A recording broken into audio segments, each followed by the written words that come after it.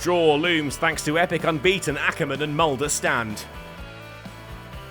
Despite the loss of Tom Haines to a hand injury, Sussex romped their way to a massive total of 588 in their first innings.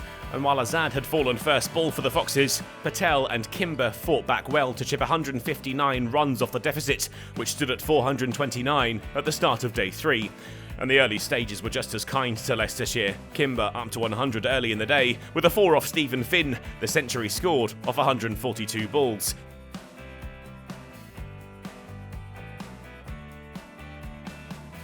It was 100 and out though. Finn struck the pads and Kimber had to depart, LBW for 104.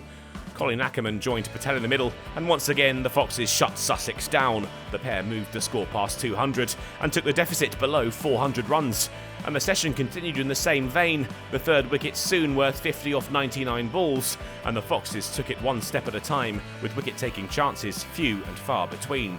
With Patel on 99, Sussex denied him the chance to move to 3 figures. The Foxes opener down the track and caught behind. Lunch taken with the fall of the wicket, with Leicestershire 340 in arrears.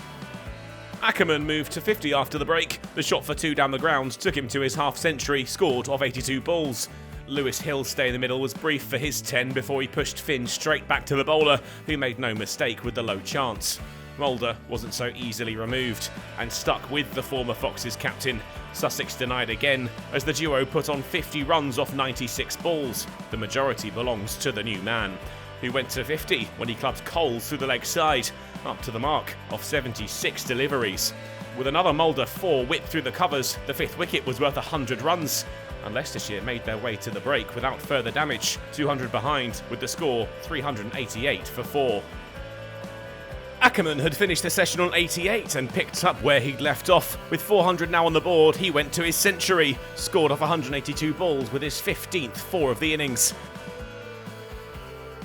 Mulder was rapidly closing in on his total. Coles took a lot of tap as he swiftly headed for 3 figures. His 19th 4 was the all-important one, smashed back past Hunt to the ropes to bring up 100 runs off 135 balls and take Leicestershire to 450. The landmarks seemed to be a matter of course now, the partnership worth 200, and then the deficit was down into double figures.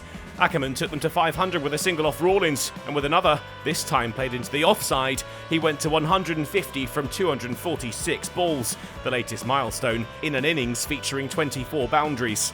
When they reached the close of play, Mulder and Ackerman had taken all of the sting out of the game. Their partnership was worth more than 250 runs, and the Foxes now trailed by 59.